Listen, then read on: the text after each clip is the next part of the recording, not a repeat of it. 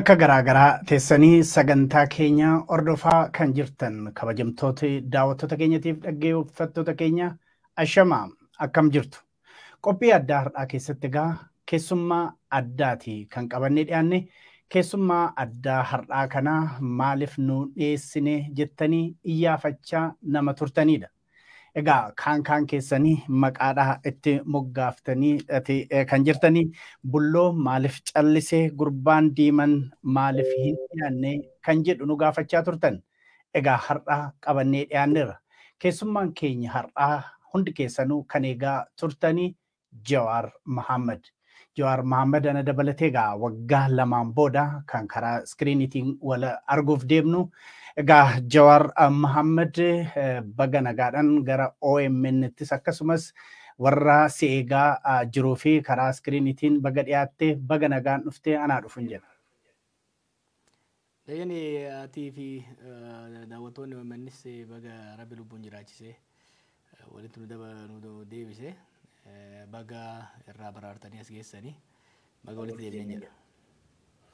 Egaa daawwattoonni baay'een yookiin hordoftoonni baay'een namoonni baay'een maqaadhaas moggaasanii bulloo gurbaa diimaa jechaa turanii keessattuu yeroo mana hidhaa turtan keessatti sirbii bulloon mana hidhaa oolaa kan jedhu yerootti sirbametu ture.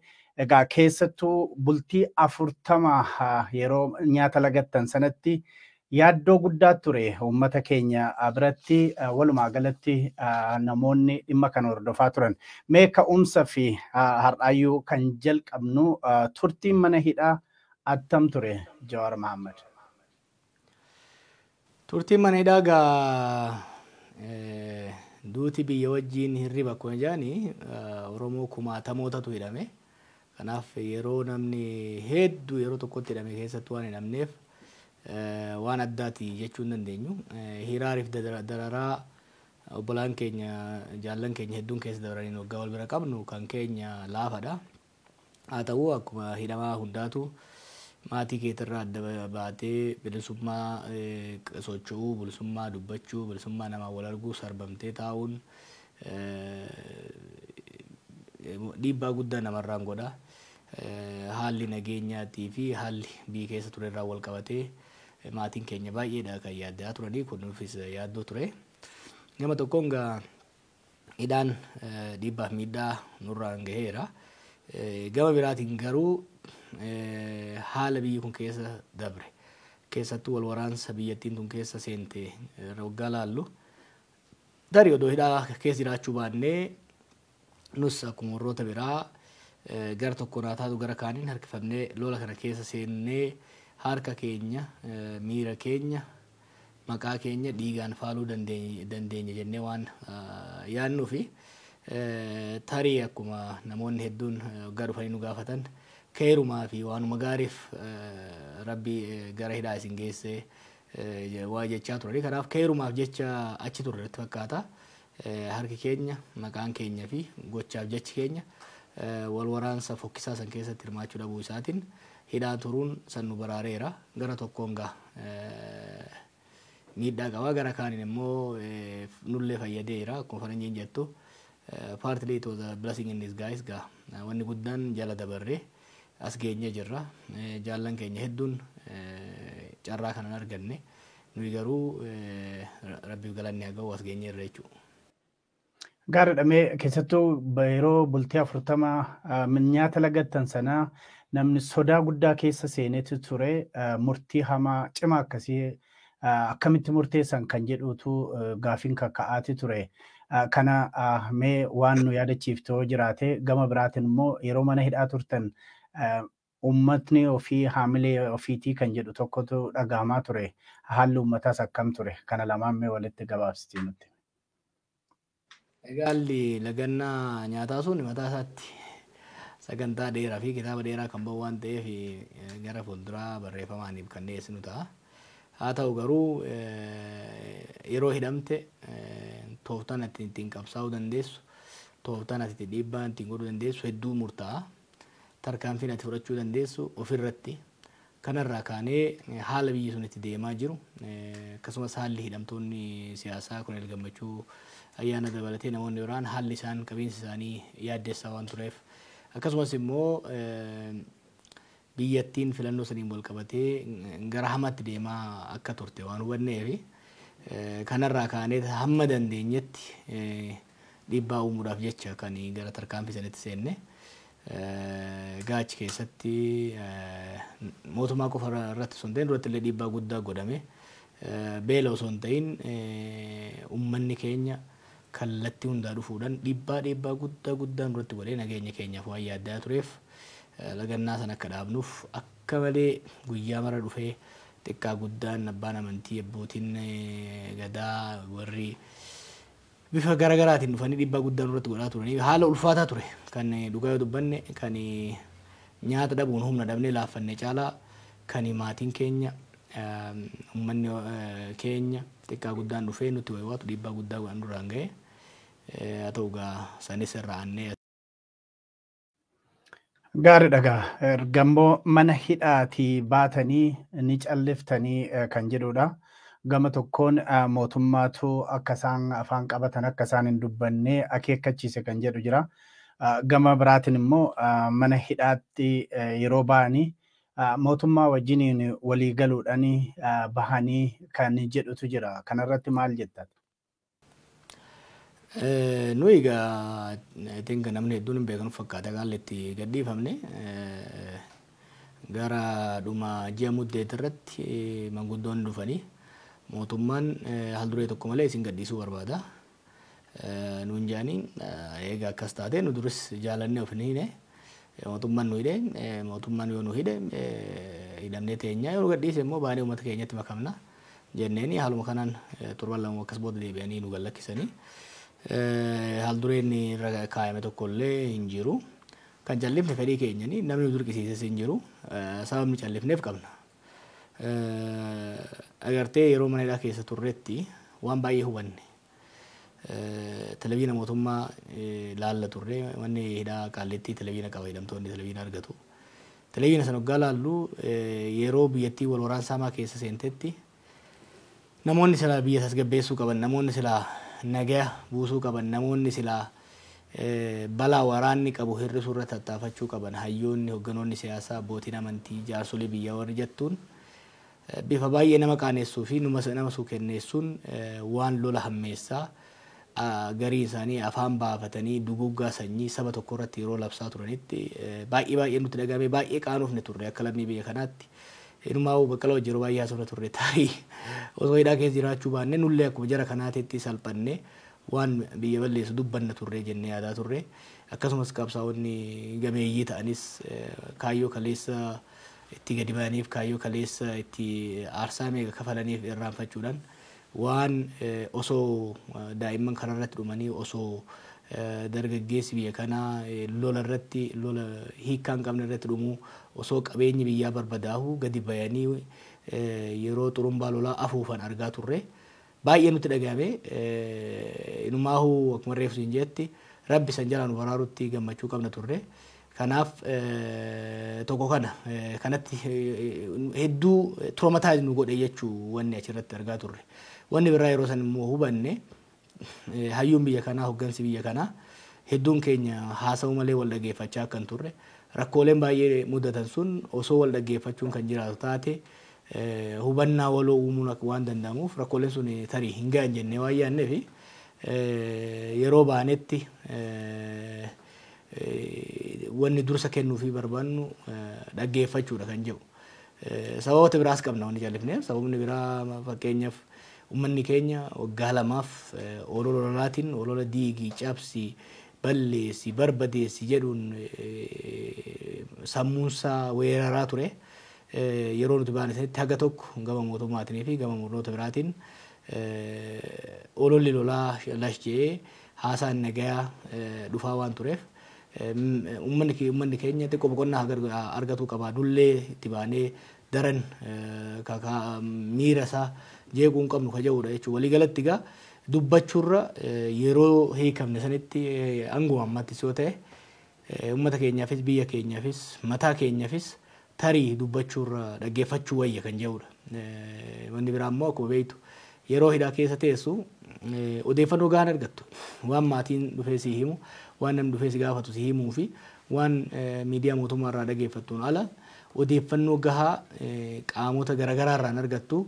Hir'uudha jechuun odeeffannoo ati argattu. Odeeffannoo hir'uu irratti hundooftee yaada kennachuuf tarsiimoo baasuufis taatee kallattii qabsiisuuf baay'ee nama rakkisa.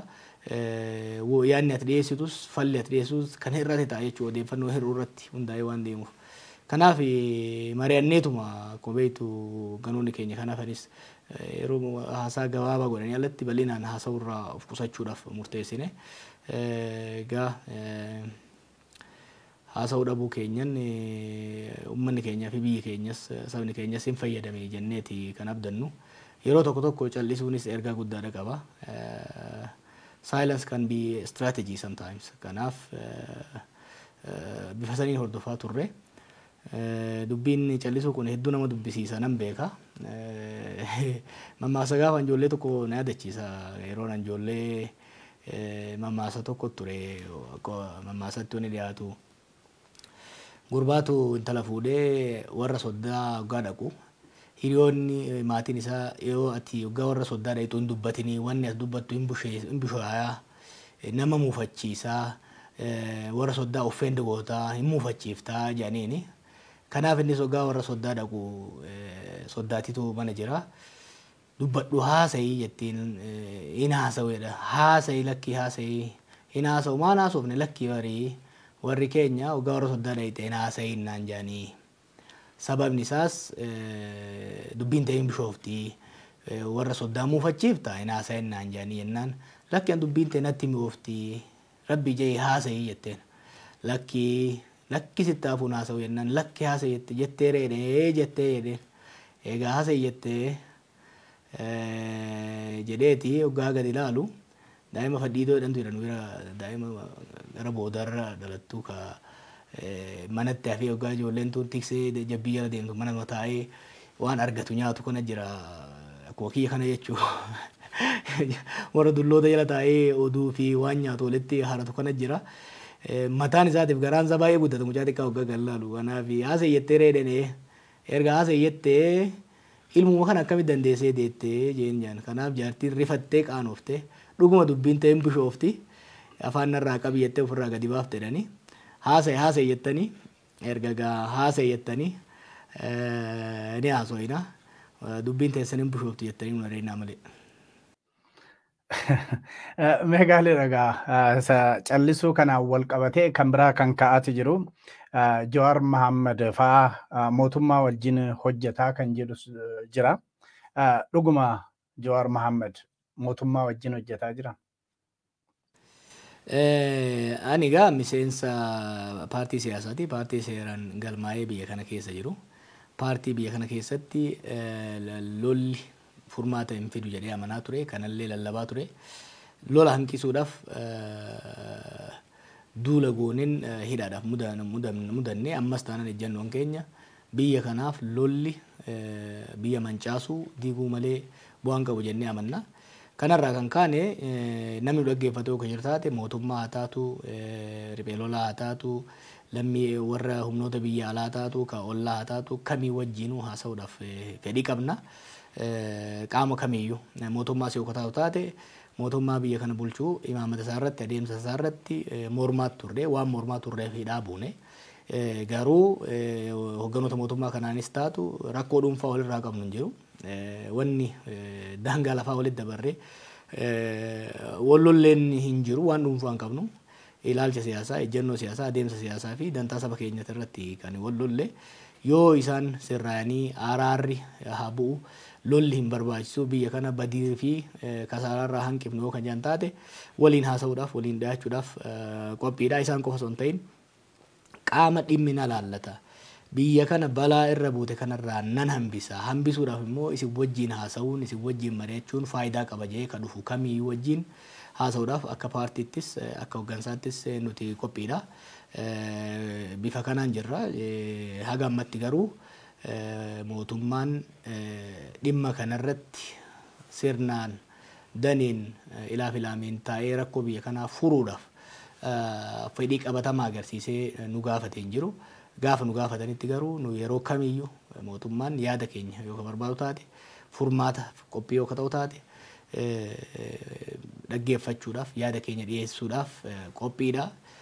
Wanni nuti hin goone garuu irra deddeebinee hundattuu kan himaa jirru nuti qaama kamiituu taanee rakkoo biyya kanaa hammeessuu irratti dararaa saba kanaaf uummata kanarra gahu hammeessuu irratti qaama kamiyyuu wajjin hin taanu. Jannoon keenya warra of diffeenni gochuun barbaachisaa nutti fakkaatu sirna kaleessaas taate sirna amma jiru keessatti jannoon keenya sirriitti beekama. Murannoon keenya sirriitti beekama. Wanni masakamnuun wanni nu bitu yoo jiraate dantaa fi fedhii uummata keenyaa qofa. Dantaa fi fedhii uummata keenyaa gara fuulduraatti tarkaanfachiisuu irratti abbaa fedhee wajjin hojjechuudhaaf qophii kanarratti konfidensiidha qabna. Jaarmaa cimaa qabna, hooggansa cimaa qabna, ilaalcha sirriitti qabna, ilaalcha jiddu galeessa ta'ee biyyaa fi saba kanaaf ta'u qabna. Kan ammoo kaleessa hoggaa jennu warri nuun dhagahin, kareessa hoggaa jennu warri tarii mamii qabaatu har'a wanni nu jechaa turre sun qabatamaan waan mul'ateef wanni nuti dhiisaa marii wayya hoggaa jennu lolatti deemamee biyyuun kasaaraa seene jechaa turre warri nu dhaga'uu dhabanii har'a rakkoo kana keessa seenanii arganii jiranii. Kanaaf nuti abbaa fedhe wajjinu fedhe wajjinu jaarmaa Oromoo haa ta'u kan Oromoo ala haa ta'u abbaa fedhe wajjinu teenyee mari'annee yaadaan injifannee mo'annee bahuudhaaf gahumsa qabne jennee waan amannuuf abbaa fedhe wajjin gateenyee mari'achuudhaaf qophiidha. Mee kanuma wal qabatee dhiyeenya kana gara Keeniyaa Naayiroobiitti imaltee mootummaa bakka bu'oota mootummaa bilchiginnaa garaagaraa wajjiniin akka mari'atamteedha kan dubbatamaati jiru. Kun hammam dhugaadha? Mootummaan bilchiginnaa Finfinnee jira, anis Finfinneen jira. Mari'achuu akka barbaadu taate Keeniyaa dhaquun hin barbaachisu. Asumatti mari'achuu dandeenya. Keeniyaa kanan dhaqee dhimma dhuunfaatiin wal qabata. Kana atis beeyta. Yeroo achi turetti garuu dippiloomaatonni baay'een jaarmaaleen gargaarsaaf namoomaa biyya kanarratti hojjetan sababa lolaatiin achi godaananii jiranii. Carraa sanitti deemsa sanitti fayyadamee isaan dubbisuu odeeffannoo walitti qabachuu danda'ee jira. Akkuma siin jee hojii bal'aa ji'oota 5-6 eegan beekan hojjedhe uummata keenya ka biyya keessaa ka biyya alaa miidiyaatti baheen dubbatiin malee uummata hedduun dubbisaa ture. Akkasumas dippiloomaatota jaarmaalee gargaarsaa biyya kana keessa jiran mari'achiisuu irratti dhaggeeffachuu irratti hojii bal'aan godhe. Naayiroobii kan hin dhaqe dhimma dhuunfaatiin garuu carraa argadhetti namoota dubbisaan ture. Namoonni tarreeffaman sun tokkolleen achi hin turre. Garuu osoo carraan argame ilmaan Oromoo mooraa garaagaraa keessatti faca'anii jiran kan mootummaa keessas jiran ta'ee kan mootummaa ala jiran carraan argame bilchinni argame obsi jiraatee osoo bakka tokkotti walitti dhufnee caayaa takka jalatti walitti dhufnee rakkoo Oromoof Oromiyaa fi biyya kanaaf naannoo kanaaf furuu irratti waliin mari'achuun osoo danda'amu taate gammachuu isaa hin danda'u. Carraan akkasii argamnaan warra tarree duraa irratti hiriiru keessa yaani gara fuulduraa carraan sun hin dhufa jeetiin abdii argadha. Oromoonni walitti dhufuu Oromoonni waliin haasa'uu kan jibbu sheexana qofa. Kanaaf ilmaa hawwamuu qaba, hawwatamuu qaba, deeggaramuu qaba, jajjabeeffamuu qaba. Haa ta'u haala amma keessa jirruu fi haala biyya kun keessa jiruun haalli namoonni ilaalcha garaagaraa jaarmee garaagaraa bakkee adda addaa jiran walitti dhufanii mari'achuudhaaf haalli mijoofne gara fuulduraa mijaajeetiin abdii qaba. Ammatti garuu Naayiroobii kan hin dhaqee hojiin reefu siin jee dhimma dhuunfaatiin wal qabateeti. Gara fuulduraa Naayiroobiis haa taatu, Finfinnees haa taatu, Minisootaas haa taatu bakka hundattuu ilmaan saba kanaa, ilmaan uummata kanaa kan saba Oromoo qofa osoo hin ta'in ilmaan sabaaf sablammii biyya kanaa walitti dhufanii rakkoo qaban garaagarummaa qaban caayaa takka jalatti sirnaan taligamanii waliin mari'atanii ni furan jeetiin abdii qaba. Kanarratti akka paartittis akka nama tokkottis carraaqaa jirra jabaanees itti fufna. Gaariidhamee egaa Jawaar Mohaammed ati yeroo ammaa kana miseensa paartitii kan KFO'ti. Egaa yeroo miseensa ta'anii akka paartii sanaatti socho'utu jira. Bilisaan akka duraa sanatti socho'uun hafuun hin jiru ta'a. Mee yeroo bilisaan kophaa kee sochootu moo yeroo akka paartiitti miseensa paartii taatee sochootu kamtu siif mijataadha? Egaa yeroo aktivistii taatu akka farda ala bulaati. Ala bula beekta. Fardi ala bulli ka sakaallaa hin qabne ka lugaama hin qabne bakka barbaade dheedee bakka barbaade bulu. Yeroo aktivistii turre akkas turre. Sun faayidaa mataa isaa qaba. Akka feenes socho'uudhaaf daangeffama tokkoon malee sochoonee hojii hojjechuudhaaf nu fayyadee jira. Paartiitti immoo hoggaa seentu akka farda abbaa qabuuti. Lugaamaa fi sakaallaa qabda. Dallaa sitti tolfamu jira. Achi keessatti hojjettaa jechuudha. Lachuu bu'aa qaba jechuudha. Kanaaf kan farda ala bulaa sanis ture akka gaariitti itti fayyadamee sabas fayyadayeetii yaada. Boodarra immoo gara paartiitti seenee yeroon gara paartiitti seenu calliseetii miti mataa kiyyaanis hayyootaa fi uummataanis sirriitti mari'adheetini. Ce'umsoota gammaa godhaman ka 75, 74, 75, 91, 2018 keessatti sabni keenya shoora guddaa taphate warri jijjiirama barbaadu kan saba biraatis shoora guddaa taphate garuu yeroo maraahuu wanni hawwatamee fi wanni yaadame osoo hin taane yeroo ce'umsi kararraa maqee faayidaan uummataa guutuutti hin eegamne agarra. Maaliif jennee hoggaa laallu yeroo mara wanni agarru humnoonni jijjiirama fiduu barbaadan qophaa'uu dhabuu keessattuu bifa jaarmayaatiin qophaa'uu dhabuu isaaniititu paawar baakii uumamaa yeroo kanatti abbuma itti qophaa'etu bakka san qabataa abbaan itti qophaa'e sun immoo dantaa sabaa osoo hin taane dantaa ofiitiin geggeessuu irratti deemaa jechuudha. Kanarraa ka'uun akka Oromoottis ta'ee akka humnoota biyya kanatti jijjiirama barbaadanitti sirna jijjiiruu qofa irratti osoo hin ta'in sirna bakka buusuu irratti fuulleffachuun baay'ee barbaachisaadha yaada yeroo irraan ga'e. Kanaaf ammoo political party jaarmaya siyaasaa cimaa tokko kan Oromoof Oromiyaa fakkaatu kan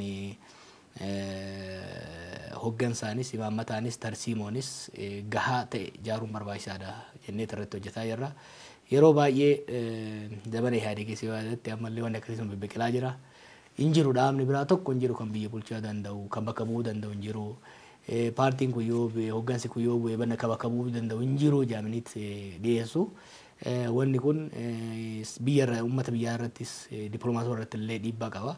Kana jijjiiruudhaaf jaarmaya cimaa paartii cimaa jaaruu barbaachisaadha jeetiin amanaa. Kanaaf gara paartii yaada kiyyatti dhiyaatu kan KFO'tti makame aktiviizummaa irraa gara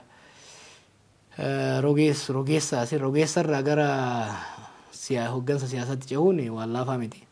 Haa ta'u garuu KFO'n baay'ee na laaffise. Akkuma beektu hoggansi paartii kanaa Profeesar Mararaa irraa kaasee warra baay'ee hubannaa qabanii warra nama madaqsuudhaaf nama guddisuudhaaf nama simachuudhaaf deemanii lugaama baay'ee sittiin cimsanii lugaama sitti laaffisuu sakaallallee xiqqooma sarara kaawaa baay'ee sittiin cimsanii dallaa isaallee hin bal'isanii akkasumas immoo Baqqalaa wajjin hoggaa hidhamtu immoo waan baay'ee agarta. Kanaaf KFO'n akka gaariitti haala naa biyyeesse akka inni ce'umsa sanii ismuuz bifatee hin godhuuni. Ammatti uumaan jiru natti fakkaata gara siyaasatti waan uummanni guutuutti achi luuccaa jiru natti fakkaata. Gaariidha gara biraatti darbina. Waraana kaaba biyyattii keessatti adeemsifamee amma badii guddaa qaqqabsiise kana dursitee mormaati turte waraanni badii fida malee kan jedhu mormii guddaa dhageessisaati turte. Amma waraanni inni gara kaabaa sanxinnoo lash jedheeti gara Oromiyaa keessatti waraanni banamee Oromiyaa keessatti waraanni adeemsifamaa jira. Oromiyaas haa ta'u walumaa galatti iddoo biraatti rakkoo uumameeti jiru. Bifa kanaan waraanaan furmaata argamsiisuun ni danda'ama kan jedhutu jira. Gama biraatiin immoo warra kaanitti duullee ebelu balleessinaa kan jedhutu jira. Bifa kanaan waraanni biyya tokkoofis haa ta'u walumaa gala Oromiyaadhaaf furmaata ta'a jetta gama keetiin kan attamitti xiinxalte? Waraanni rakkoo furuu akka hin dandeenye waraanan humni jilbiiffachuu danda'u yookiin immoo cabuu danda'u akka hin jirre waraanan humni olaantummaa isaa ilaalchi olaantummaa isaa fe'uu danda'u akka hin jirre ragaa biyya biraa yookiin immoo tiyoorii ilaaluu hin qabnu qabatamaan waan agarreedha. biyya kana keessatti dhaloonni kun sirna mootummaa kanaa keessatti osoo itti wayiwaannu, osoo kadhannu, osoo wanni meeqa itti himamu lolatti deemame rakkoo Tigraay wajjin uumame humnaan cabsine jedhamee itti deemame hin milkoofne humnoonni Tigraayis rakkoo garaagarummaa mootummaa federaalaa wajjin qaban humnaan furre jedhanii socho'anii sunis hin milkoofne jechuudha. Kanaaf sadarkaa amma biyyi kun irra jirutti hoggansi biyya kanaa gara adda addaatiin jiru kamiyyuu rakkoo siyaasaa jiru kana humnaan furre yoo kajan taate tarii loluma ofii waggaa lama keessa dabran kanaa'u ni irraanfatan yoo ta'e malee waan seenaatii miti kaasaa jiru. Waan seenaa waggaa 20 dura yookiin immoo waggaa 30 waggaa 100 miti kaasaa jiru. Waan deeggadda ija keenyaan agarre warri immoo lola kana keessa ture qaamaan keessatti hirmaate waan ta'eef dhugatti hoggansi rakkoo biyya kanaa humnaaniin fura jedhee onnee isaarraa amanu waan jiru natti fakkaatu yoo jiraate akka fayyaan qabne qofadha jechuudha. Kanaaf rakkoon biyya kanaa furmaanni isaa lola ta'uu hin danda'u. It's too complicated. Biyyi kun uumama isiitirraa kaasee rakkoolee walirratti qarqabamaa, fe'amaa, dabalaa dhufan keessa waan jirtuuf rakkooleen kun taa'anii yoo carraa mariidhaaf kennamee kan godhamu taate malee hin furamanii. Keessattuu haala amma jirru kanaan biyyi kun loluu hin dandeessu. Biyyi kun this country cannot afford war anymore. Kana namni hubachuu danda'uudha qaba. Sababa lolaatiin diinagdeen biyyattii akka malee daaraa ta'ee jira.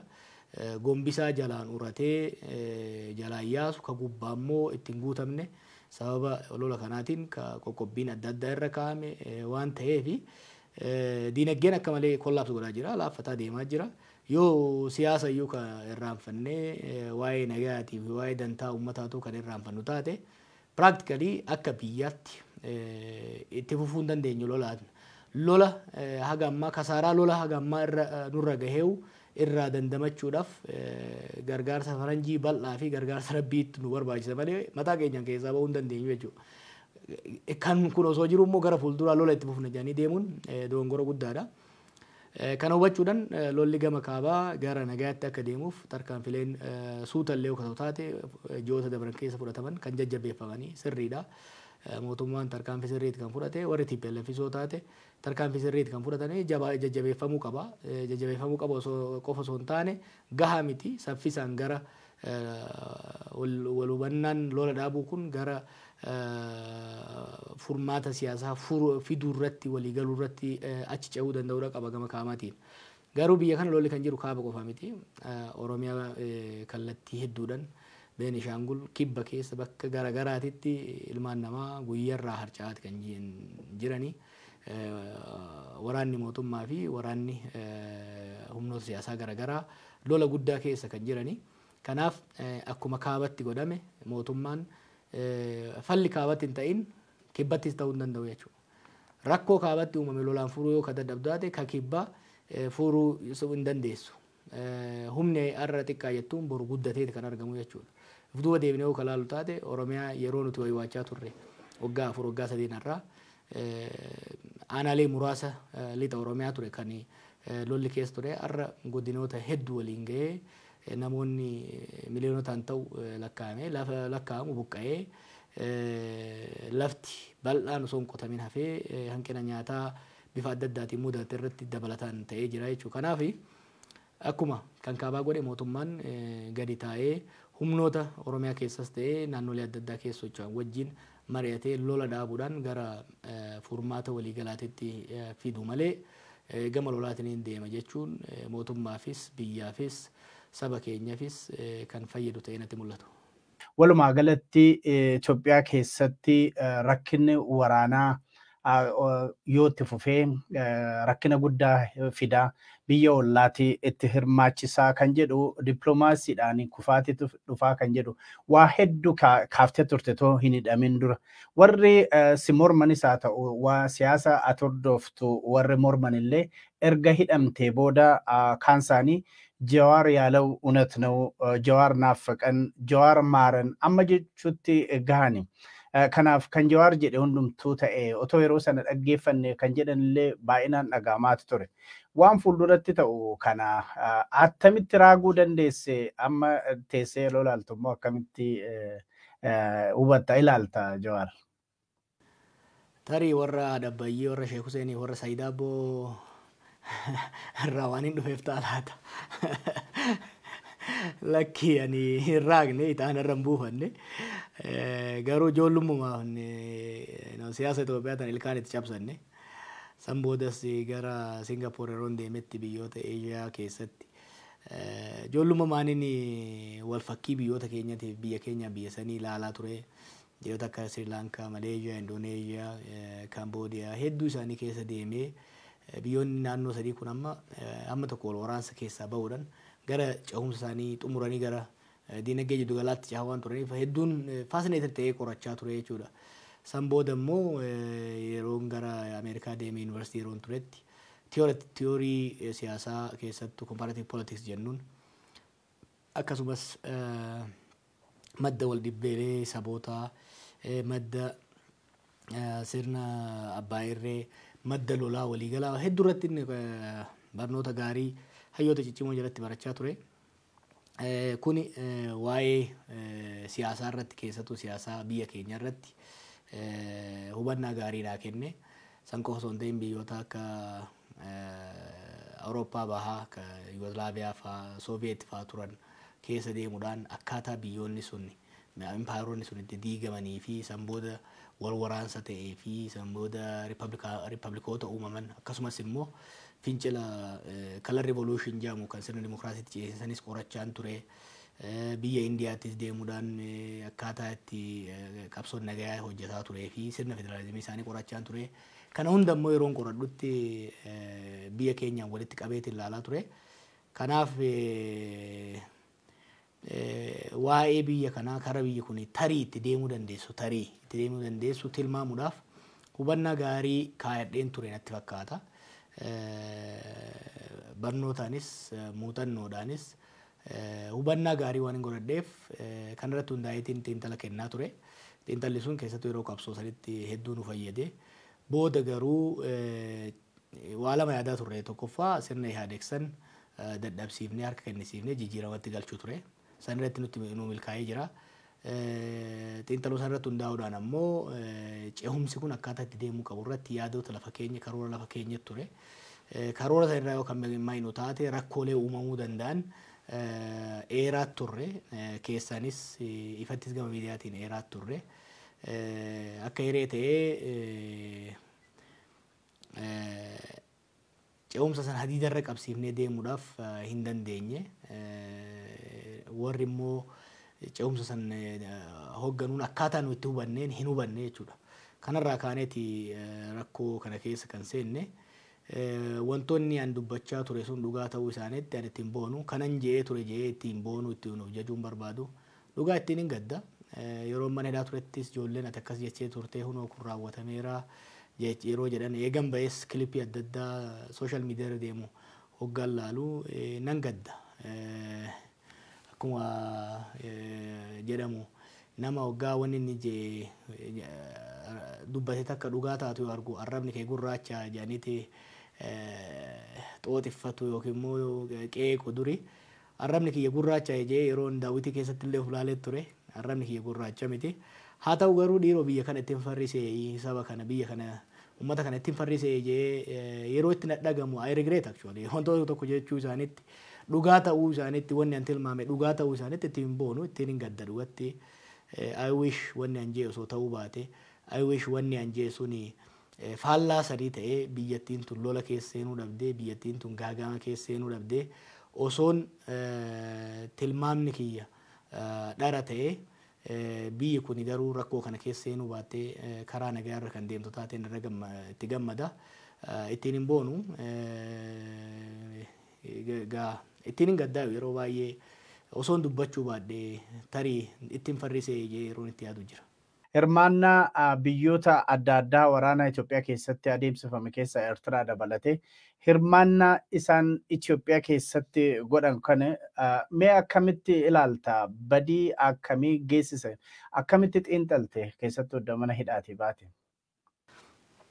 Egaa biyya kana keessatti wanni haalamuu hin dandeenye biyyoonni hedduu harka galfatanii jiranii. Garuu biyyoonni kun cabsanii nuti hin seenne.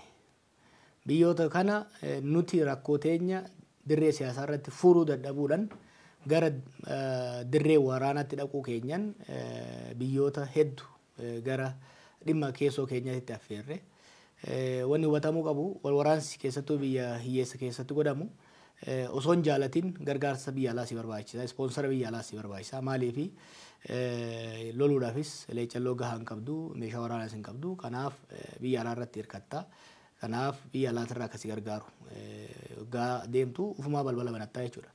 Kanaaf itti gaafatamummaan badiin kan jiru kan biyyoota alaa biyya keenya keessa seenaniitii miti. Nutu balleesse nutu wallolee nutu waraanatti seennee balbala fooddaa keenya gidaara uree kabaa manaa uree kallattii hundaan qilleensi akka nu keessa seenu goonee humnoota biyya alaa ofitti seensifne kuni kana dura amanuun barbaachisaa. It was our fault, it was our own making. Waan namni ana kan beekutti namni yookiin immoo biyyi humnaan daangaa biyya sanaa cabsee seene natti mul'atu. Kabira dhiisii gara Suudaanii nama gara Fashaagaa dhufan illee yoo taate osoo biyya kana keessa lolli jiraachuu baate bifa saniin dhiibbatanii dhufuun hin jiraatu ture jechuudha. Kanaaf wanni hoggansi biyya kana gamaa gamanaan jiru kamiyyuu amanee fudhachuu qabu nutu balbala nutu seensa saaqee ofitti seensise tokko kana. Lammaffaa wanni hubatamuu qabu yeroo ammaatitti keessattuu yeroo wal waraansi biyya tokko keessatti uumamu akka durii miti. Yeroo durii biyya tokko keessatti wal waraansi kan wal waraanus humnoota hagoodha. Mootummaa fi ribeelolaa 2-3 akkas hin dabru ture. Akkasumas immoo warra kana ka gargaaru external sponsors warri jennuun biyyoota muraasa ture. Yeroo lola qabbanaa moomaal janka Cold War jedhamu kana blookii lama ture. Blookii warra lixaa ture kan warra bahaa warra Sooviyetii ture jarma lamaan kanas seena ture jechuudha. Ollarraayis biyyi biraa gargaarsa yoo ka kennu taate ajajumaa fi qajeelfama humnoota lamaaniitiin kennaa ture. Amma akkasii miti. Amma waggoota 20-30 dabre kana keessatti biyyoonni hedduu diinagdee jiddu galeessaa argatti ol guddachuu danda'anii jiranii kanaarraa kan ka'e humna fedhii hawwii influensii isaanii dhiibbaa isaanii naannoo adda addaa irratti babal'ifachuu dandeettis fedhiis uummataa dhufanii jiranii jechuudha. Kanarraa kan ka'e baay'atee jira. Yeroo biyya tokko keessatti lolli tokko eegalu humni biyya alaa sponsora ta'ee lola deemu kana humnoota adda addaa sponsora ta'ee hirmaachuu barbaaduu fi danda'u hedduu lakkoofsaan dabalaa dhufee jira jechuudha. Kuni maaluma biyya keessatti illee sponsorri alaa akkasuma heddummaataa deemuun biyya keessatti illee entrepreneurs jechuun wanti jennuun warri lola keessatti hirmaatu lakkoofsaan dabalaati kan deemu. Kuni rakkoo uuma. Rakkoon inni uumu maali? Araarsuuf illee lakkoo loluma sanuu addaan beeku eenyutu eenyu lola jettee addaan baafachuuf illee yeroo itti dhufutu jira. Wanni amma fakkeenya Siiriyaanis, Liibiyaanis, Yemaniis waggaa 10 boodas gareen tokkos mo'achuu dadhabee yookiin immoo araaramullee dadhabaniif sababa sponsorri biyya alaa kun baay'ataa deemuuf jechuudha. Maaliif humnoonni biyya keessaa ni araaramna osoo kajaan taateewu warri alaa isaan gargaaru sun yoo nayyamin araaramuun baay'ee namatti ulfaata. Xaxama kana keessatti xaxamni kun maal uuma?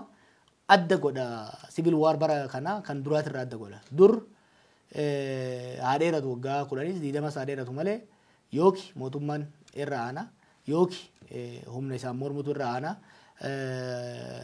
bifa tokko tokkotti biyya fotokofatee biyya biraa jaarrataa yookiin immoo mootummaa jiru garagalchee ka ofii qabataa bifa kanaan deemama. Amma akkasii miti indila civil war keessa seenta. Lola tokkollee tokkommoo anne kan immoo hin caamne keessa seenta jechuudha. Kana gara fuulduraallee bal'inaa irratti mari'annaa kun baay'ee nama yaaddessa. Mana hidhaas yeroo turetti kan hin dubbisaa turee fi kan hin trendii nama addunyaa irratti argaa jirrus kana. Kuni gara biyya keenyatti illee dhufaa jira. Dirsaa isaa duumessi isaa natti mul'ata. Gamanatti dhufaa deemaa jira. Kana hubatanii hayyoonni hoggansi biyya kanaa of eeggannoodhaan deemuun barbaachisaa. Amma carraa qabna hamma tokko gara hoggansa biyya kanaatiin hoggansa adda addaatiin balaan lolaa waan hubatamaa dhufe natti fakkaata.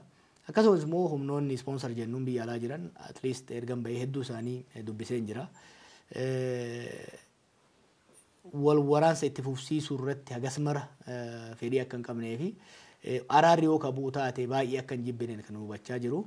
carraa kanatti fayyadamnee balaa as deemaa jirurraa sabaa fi biyya keenya baraaruun baay'ee barbaachisaa natti fakkaata.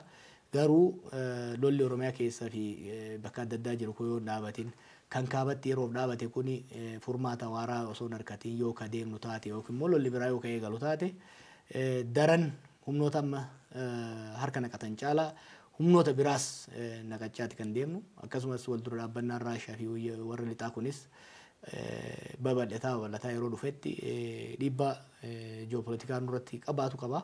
Kun osoo dirsaan kun as hin geenye dafanii mana fi kabachuunii fi caayaa ofii jalatti furmaata barbaadachuun barbaachisaa natti fakkaata. Meegaa furmaata kana argamsiisuudhaa fi naashinaal diyaaloog beeraawi mikakkir kan jedhu tokko jalqabneeti jirraa kan jedhu karaa mootummaa biltsiginnaatiin kan dhaga'amaa jiru. Adda bilisummaa Oromootiif immoo KFO'n yeroo dheeraadhaa fi mariin biyyoolessaa kan hunduma hirmaachise ni barbaachisa jedhaati turani. Kan amma biltsiginnaan qopheesse irratti garuu KFO'n hin hirmaannu jedheera kan jedhu komiitu jira gara mootummaatiin.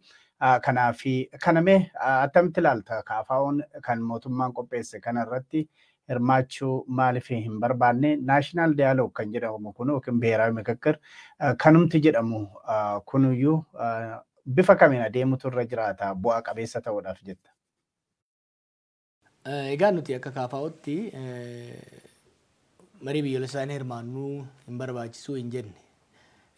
Mariin biyyoolessaa ajandaa keenya.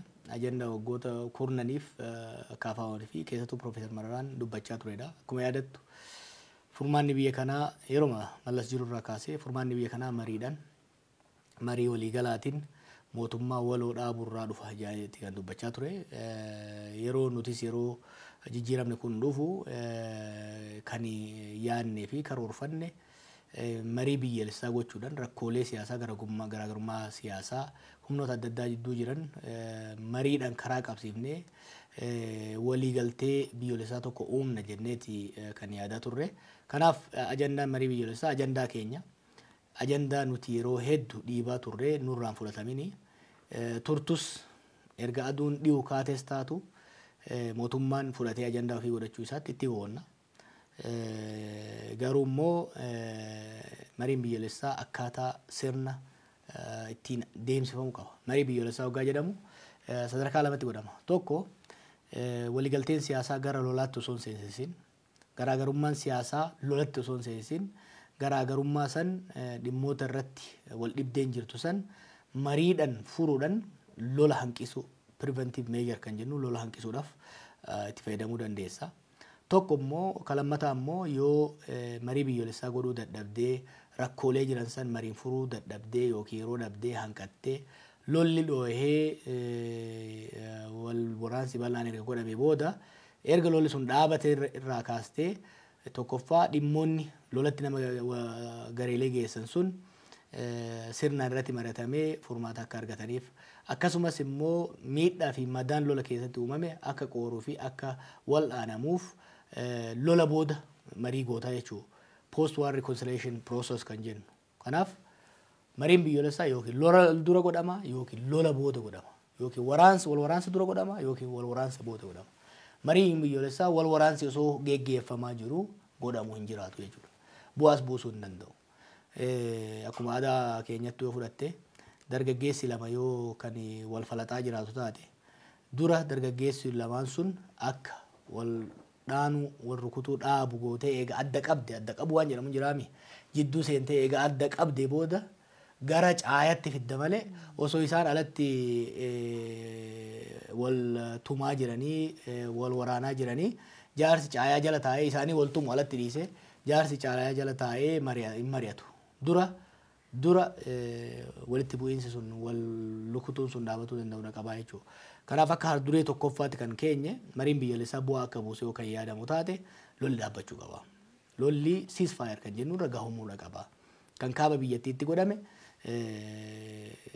lola dhaabuu yeroo osoo hin taane lola dhaabuu amansiisaa ta'e comprehensive negotiated ceasefire itti cehuu danda'udha qaba. Akkasumas immoo Oromiyaa keessaa fi naannolee biraatitti Beenishaangulis naannoo Gumuzis dabalatee mootummaan humnoota waraanan isaan lolaa jiran wajjin gadi taa'uudhaan walii galtee lola dhaabuu godhee humnoonni lola keessa jiran kuni danqaan seeraatii fi danqaan bifa adda addaa irra jiru irraa ka'ee affeeramuu danda'udha qabanii. Erga isaan dhufanii boodadha malee mana guututti malee mana hir'utti marii godhachuu hin danda'amu. Kanaaf isaan dhufuu qaban ka jedhu al duree kan keenye. Kan lammataa immoo ganoonni siyaasaa koree hojii raawwachiiftuu keenya keessaa kakkaan hawaarsaanii kan amma dirree dhawaattiidhaa jiru hoogganaa baa'uu hedduu dabalatee hidhaa waan jiraniif isaanis gallakkifamuu qabanii maaliif marii kana keessatti hirmaachuu qabu. Sadaffaan immoo marii biyyaalessaa wanni jedhamu kun naashinaal daayaloog wanni jedhamu kun ijaarsummaa jechuu waan biraatii miti. Yeroo immoo ijaarsummaa caayaa jala teessu sirnaa fi jaarsa dubbii si ilaalu gama hundatu walitti lakkaata malee tokko qofa lakkaa'ee dhufee sirnallee tumee dhufee yoo ka deemu taate suni jaarsummaa ta'uu hin dandeessu jechuudha. Kanaaf marii biyyoolessaa kana qaamni geggeessu sirni ittiin geggeeffamullee marii irratti hirmaannaa qaamota hundaa irratti hundaa'eeti kan deemuu qabu. Haldureelee sadeen kana keenya malee nuti marii biyyaalessaa biyya kanaaf akkaan murteessaadha, akkaan barbaachisaadha jenneeti kan amannu. Lolli dhaabbatee kan hidhaman hiikamee mariisisaan gama hundaan fudhatama qabu yoo kan argamu taate hunda dura kan teessoo sana irratti argamu nuhi. Wanni garuu ergaan dabarsuu barbaadu mariin biyyaalessaa silver bullet akka rasaasa takkitti qawwee keessa jirtu takka dhukaafnaan kan biraan qabaattu. Mariin biyyaalessaa takkitti bannaan sanummoo jalqaba irraa bannaan deebitee kalammataa godhachuu hin dandeessu. Kanaafi mootummaanis ta'e warri kun gara kanatti marii fafakkeessaa marii ajandaa xixiqqaa fayyadutti fiiguu mannaa dhugama yoo biyya kanaaf kan yaadan taate dhugama wal waraansi kun lammuu akka hin deebine kan jiru akka dhaabatu yoo ka barbaadu taate dhugama diinagdeen biyya kanaa kufee biyyattiinii fi uummanni keenya rakkoo kana daran hamaa keessa akka hin seene yoo ka barbaadamu taate xiqqoo gadi dhaabbatanii dursi biyya kanaa piraayoritiin biyya kanaa guddaan lola dhaabuu waan taateef lola dhaabuu irratti otoo fuulleffatanii gaariidhan jedha. Gaarii dhagaa walumaa galatti biyyattiin waraananii dinagdeedhanii akkasumas gama hawaasummaatiin rakkoo guddaa keessa akka jirtudha. Jawaar Mohaammed egaa akkuma jedhee warri siyaasatti ooftu jaalatus hin jaalannes warri si hordofaa jirus inni waa'ee tokko hojjetaa furmaata wayiitiin as bahaa jedhamee egaa kan eegamaati jiru. Mee akka Jawaarittis haa ta'u akka KFO'tti walumaa galatti mee walitti haa qabnu. Rakkoo biyya sana amma mudatee jiru sana keessaa ba'uuf furmaanni maali jettee lafa keessa? Furmaanni nama tokkoo fi jaarmaa tokkoon dhufu hin jiru. Rakkoo kana keessaa kan galche ilaalcha akkasiiti. Furmaanni nama tokkoo fi jaarmaa tokkoon garee tokkoon dhufu hin jiru. Kan qabnu rakkoo walooti. Kan keessa seenne gaagama walooti. Kan keessaa baanunis waliin jechuudha. Kanaaf hunda dura rakkoo namni tokko gareen tokko nuuf fura jedhurraa bahuun barbaachisaadha. Rakkoo walootiif furmaata waloo barbaadu irratti fuulleffachuudha qabna. Nu egaa akka KFO'tti kan amannu yaadni nuti qabnus kan itti ciccinee deemnus akkuma warree fusiinjee hojiin hunda dura lola dhaabuu irratti fuulleffachuu. Lolli dhaabachuu baannan lolli immoo kan dhaabatu mootummaan amma booda biyya kanaaf lolli hin fayyadu. Amma booda lolaan olaantummaa garee tokkos haa taatu sirna garee tokko gad dhaabuun hin danda'amu. Kana booda biyya waloo jaarree yoo kajamu taate marii walootiin jedhee yookaan amanu taate kanarratti hundaa'ee qaamota qawwee wal lolaa jiru wajjin lola dhaabee qaamota ilaalchaan wal lolaa jiru wajjin immoo gara hunduma keenya gara tokkotti sassaabamnee kan mari'annu yoo taatu taate biyya kanaaf furmaata qaba jenneeti kan amannu. Hamma dandeenyetti akka Jawaarittis akka KFO'ttis biyya kanaaf nagaa biyya kanaaf tasgabbii biyya kana qilee ishiin buuteerraa of duuba deebisuudhaaf tattaaffii guddaa goona. Akkuma sila jechaa ture biyyi kun akka otoobisii irraan gadee osoo deemtu qileetti deemtee goommaan lama qilee seenee goommaan lama karaarratti hafeeti. waggoota ji'oota 5 dabre kanatti waggoota 4 dabreef karaa dogongoraatirra saffisumaan oofamaa turte. Amma garuu eega goomman 2 qilee seenee boodallee taatu fireenni waan qaban fakkaata. Fireenni qabuun gahaa miti duuba deebisuu barbaachisa. Kanarratti mootummaan qabatamaan murannoodhaan biyyattii qileerraaf duuba deebisuudhaaf tarkaanfii yoo fudhatu taate nuti gahee keenya akka mormituutitti akka lammii biyya kanaatitti waan beeynuun waan dandeenyuun hirmaannee balaa as deemaa jiru rakkoo hagammaa jiru madaa hagammaa jiru wallaanuudhaaf balaa gara as deemaa jiru immoo baraaruudhaaf hanqisuudhaaf shoora keenya taphachuudhaaf qophiidha. Gaari dhagaa gara dhumaatti dhufneera ragaa neefati interview goonuu qe'een Oromoo hedduu gubataa qaamni gubataa namni hedduu ajjeefamaa weerara guddaa adeemsifamaa jira. Meega gaardaaf kanumaan haa gabaabsinu garuu otoon hin dubbatin otoon deemuu baadhee kan jettu yaadni jiru yaada qabdoo jiraattee itti da'iitii walumaa galatti uummata Oromoo isaa ta'u warra sabaaf sablammoota warra si hordofaa jiran biyya keessas biyya alaatis jiran ergaa qabaattee dhaamsa qabaattee waltajjiin kan keetii Jawaar Mohaammed.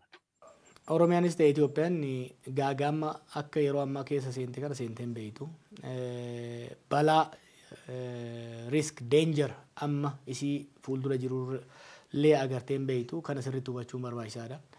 Uummanni keenya dhumaatii rakkoo buqqa'iinsa amma keessa jiru kana keessa bahuudhaaf hojii guddaadha gaafata. Amma anaaf Baqqalaanis gara biyyoota alaatti deemaa jirra.